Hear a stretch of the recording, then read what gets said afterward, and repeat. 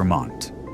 In the heart of New England, a masterpiece of nature brimming with pride, those forests ablaze with radiant golden leaves, those lush green farms, and a peaceful rhythm of life unmatched anywhere else.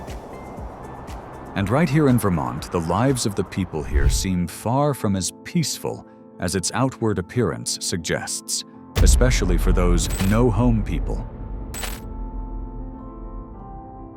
We have a real problem with chronic homelessness in Chittenden County and Vermont. Every single night, Vermonters are sleeping in alleyways, in tent communities. This happens in the wintertime when it's 20 below zero. They're trying to manage every night having a warm place to stay, and when you're focusing on that, you really can't focus on anything else, including your health.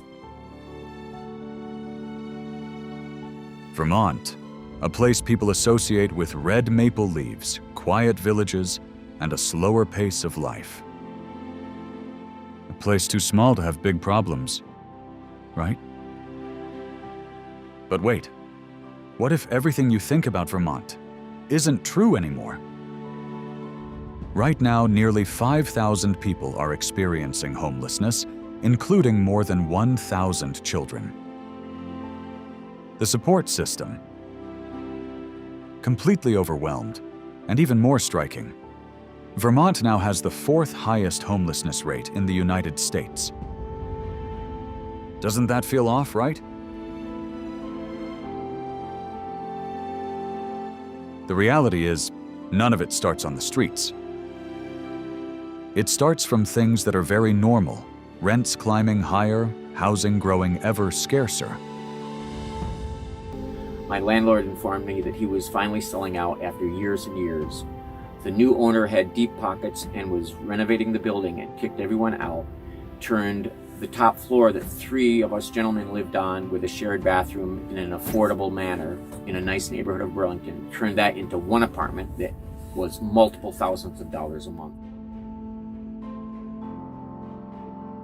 And then, a decision to slash the motel program, the very program that had once been the last resort for hundreds of families.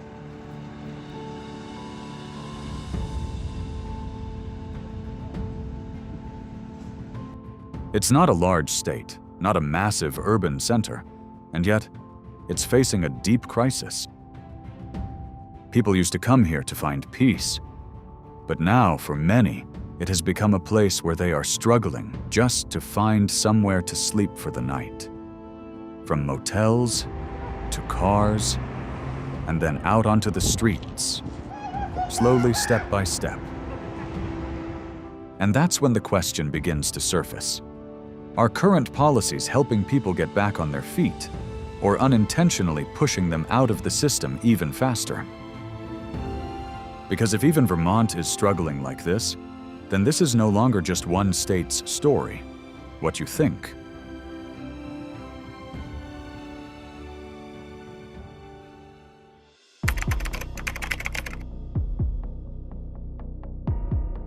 The contrast between Vermont's beauty and its hidden struggles becomes even starker when we look at the numbers.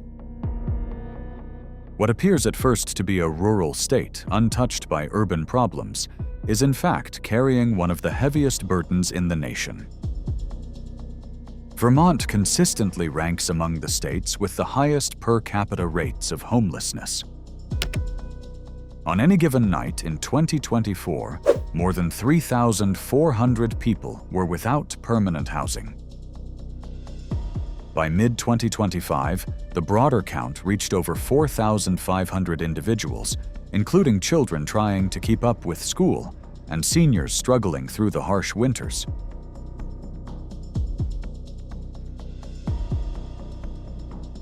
Although these figures may seem modest compared to California or New York, Vermont's population is less than 700,000. That means the rate per 10,000 residents is alarmingly high, placing the state in the top 5 nationwide. When most Americans picture homeless in America, they think of tent encampments in Los Angeles or New York City. Yet Vermont, with its small towns and quiet hillsides, deserves equal attention in the national conversation. Even the structure of homelessness here tells a different story. Unlike the sprawling encampments of the West Coast, only about 3% of Vermont's homeless population lives entirely outdoors.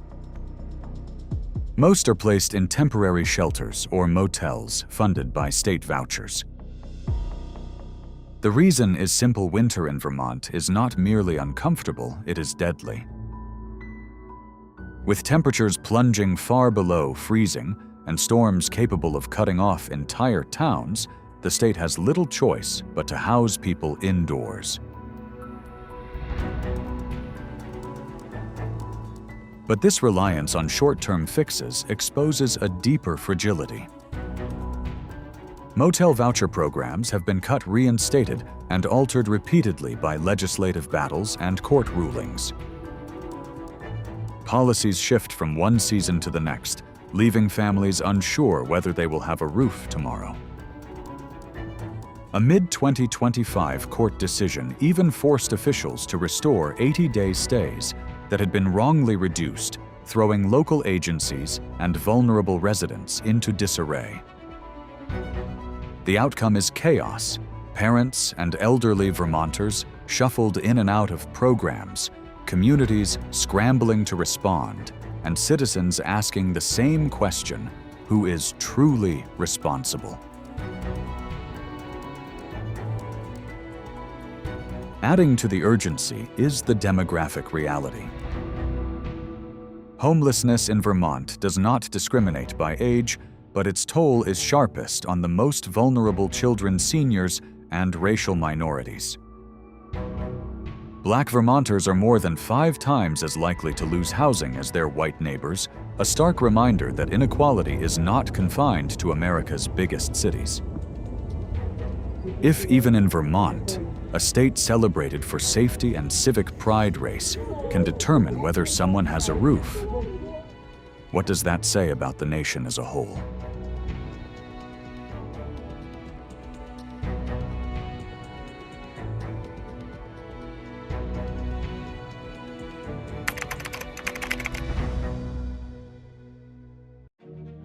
Vermont's homelessness crisis cannot be understood by looking at housing alone, because at its core, it is also a story of addiction.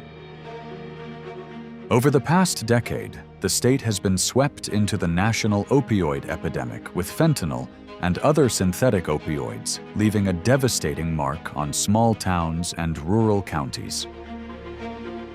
Hospitals and emergency rooms, once primarily focused on routine medical care, now operate as frontline battlefields. They treat not only the frostbite and respiratory illnesses that come from surviving outdoors, but also overdoses, relapses, and the long-term effects of drug dependency. This dual burden homelessness combined with addiction has turned Vermont into a striking case study of what happens when 2 crises collide without adequate preparation. For many people without stable housing, substances function as both a shield and a weapon. Alcohol offers a brief escape from nights that drop below freezing, while opioids provide momentary relief from the despair of instability. Yet the very tools people use to cope are the same forces that deepen their vulnerability. Temporary shelters can protect from the snow, but they cannot insulate residents from the relentless pull of addiction. Families living in state-funded motels often share hallways with neighbors struggling to control substance use, and children growing up in these environments are confronted daily with the harsh reality of instability and dependency.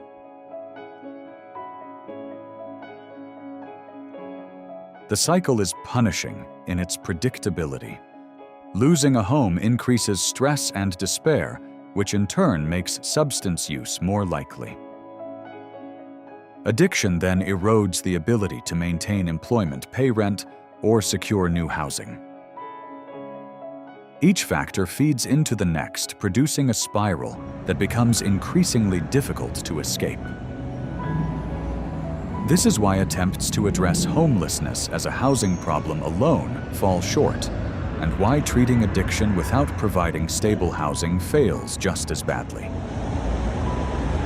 Vermont illustrates in blunt and unavoidable terms that separating housing policy from addiction treatment is not only ineffective, but a dangerous illusion. Real solutions demand that both crises be confronted as one.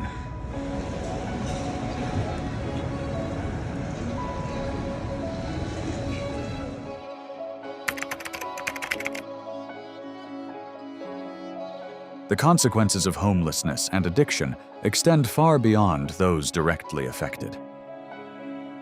In Vermont, a state where small populations mean every crisis is magnified, the ripple effects are felt in hospitals, police departments, schools, and even local businesses. Hospitals across the state are inundated with cases related to both homelessness and addiction.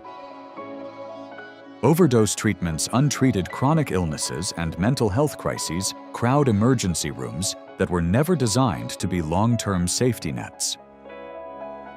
Doctors and nurses spend hours reviving patients who return days later unchanged because there is no continuity of care outside the hospital walls. Meanwhile, other patients, children with routine illnesses, seniors with urgent needs, are forced to wait longer.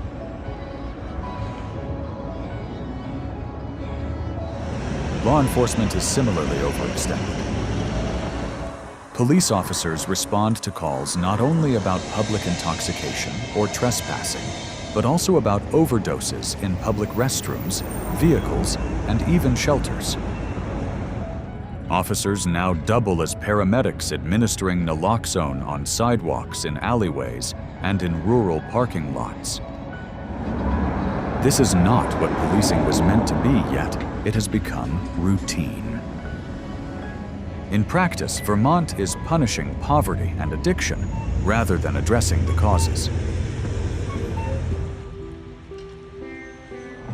The economic ripple is undeniable. In Burlington's downtown shop, owners and cafe managers report declining traffic as visitors avoid areas where homelessness and drug use intersect visibly. Vermont's tourism-driven economy depends on its image of peace and beauty, yet this image is being eroded by scenes of desperation outside storefronts. Local businesses, many of them family-owned, carry the cost of a crisis they cannot solve. Most painful of all is the effect on children. In 2025, Vermont counted more than 1,000 minors living without stable housing. Many stay in motels with their parents, others rotate through shelters. These children attend school, tired, anxious, and often hungry, their education undermined before it has a chance to take root. Teachers and schools try to fill the gaps, but education cannot substitute for the stability of a safe home.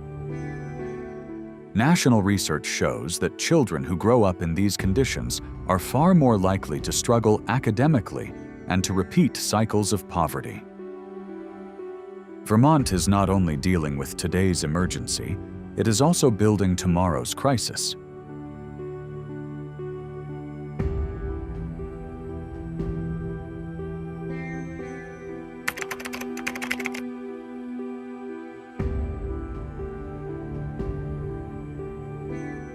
Understanding Vermont's homelessness crisis requires moving beyond the headlines and into the underlying conditions that have made the problem so persistent. Housing is the most visible piece, but the story begins with the state's limited economic base. Vermont's wages have remained relatively stagnant compared to the rising costs of everyday life.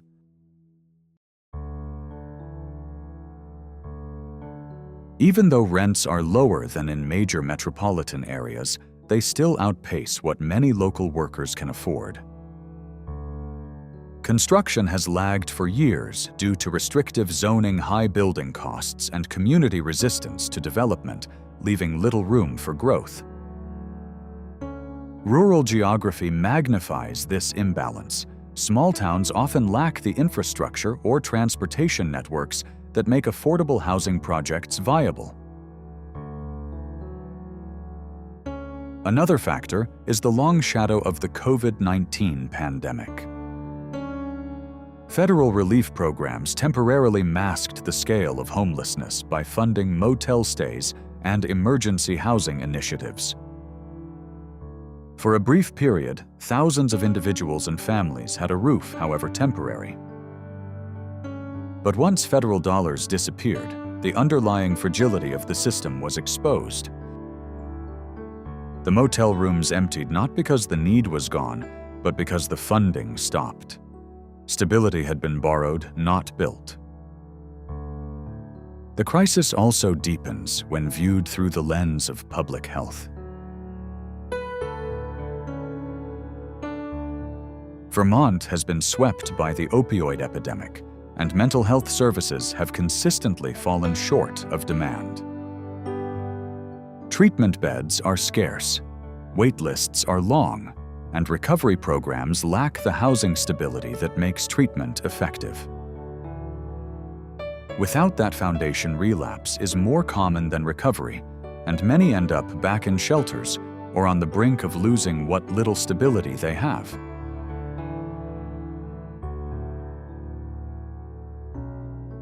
Lastly, inequity shapes who is most affected. Black Vermonters, though a small portion of the state's population, are disproportionately represented among the unhoused. People living with disabilities, as well as survivors of domestic violence, also face higher risk. These patterns highlight a sobering reality. Homelessness in Vermont is not random misfortune, but the outcome of deeper social structures that consistently leave the most vulnerable without protection.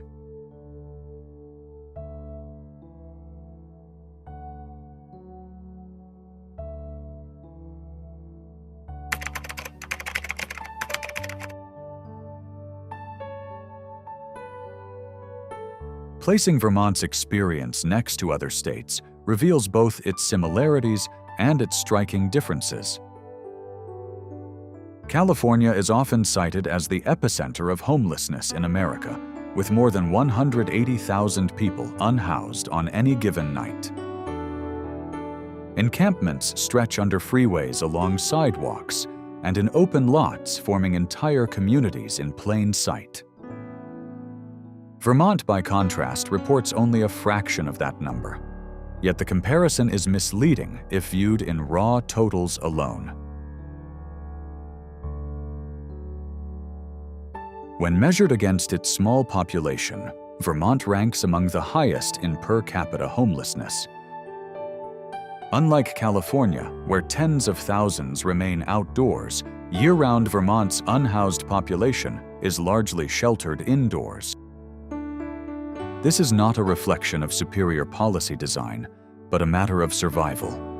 In sub-zero winters, tents are not an option. New York presents another lens.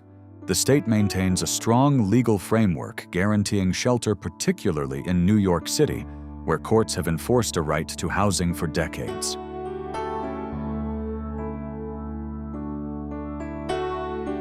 Vermont's approach resembles this emphasis on providing beds, but the contexts differ dramatically. New York concentrates its homeless population in dense urban centers, where services, though strained, are centralized. Vermont's crisis is dispersed across small towns and rural counties. The geography makes coordination more difficult, transportation more costly, and service delivery less efficient. Hawaii offers yet another contrast. Warm weather means many people live outdoors year-round, forming visible encampments on beaches and public lands. The driving force there is extreme housing costs inflated by tourism and land scarcity. Vermont does not face those same levels of rent inflation, but the effect is similar. Wages cannot keep up with the cost of shelter, and families slip through the cracks. Taken together, these comparisons dismantle the idea of a single narrative of homeless in America. In California, it is tents. In Hawaii, encampments by the ocean. In New York, crowded urban shelters. In Vermont, it is motels filled with families, children, and individuals battling addiction. The scenery differs, but the structural failures, lack of affordable housing, underfunded services, and fragile policy are shared across the nation.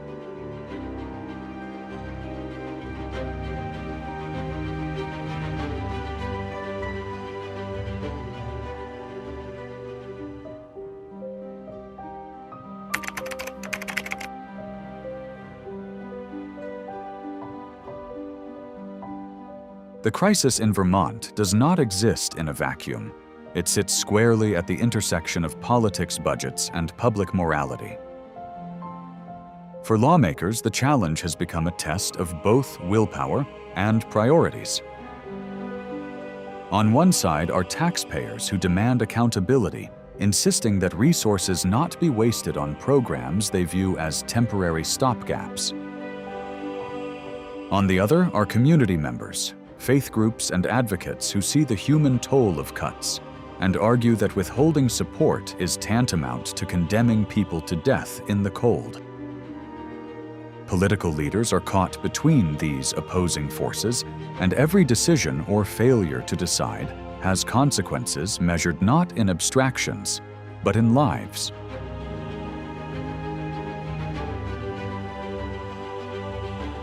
The state's heavy dependence on motel voucher programs encapsulates this tension. For fiscal conservatives, vouchers represent money funneled into short-term solutions with little return. For struggling families, however, they are the only shield against freezing nights and empty streets. This contradiction has already forced the courts to intervene more than once, ordering extensions when legislative actions proved insufficient. The stop-start nature of these rulings and policy changes leaves residents in limbo and undermines confidence in government.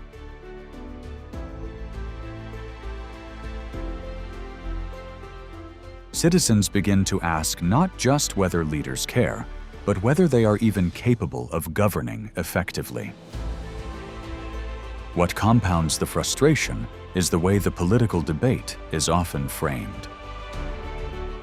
Legislators present the problem as a set of exclusive choices: build more shelter beds, or expand treatment centers, fund emergency responses, or invest in long-term housing, balance the budget, or protect the vulnerable. In reality, these are not competing paths, but interconnected necessities. A bed without treatment becomes a revolving door. Treatment without stable housing collapses into relapse. Fiscal restraint without compassion produces avoidable deaths.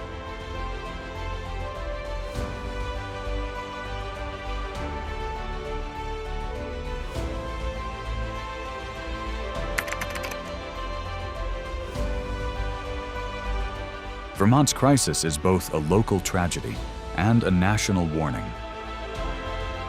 It reflects the harsh realities of a rural, cold-weather state, limited housing, widespread addiction, fragile services, but it also speaks to America as a whole.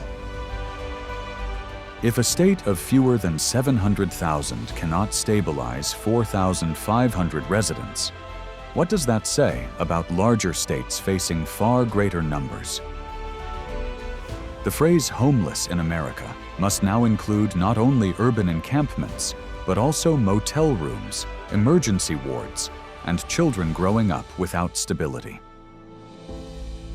Vermont asks us directly, will we accept homelessness and addiction as permanent fixtures, or will we summon the political courage to create real, lasting change?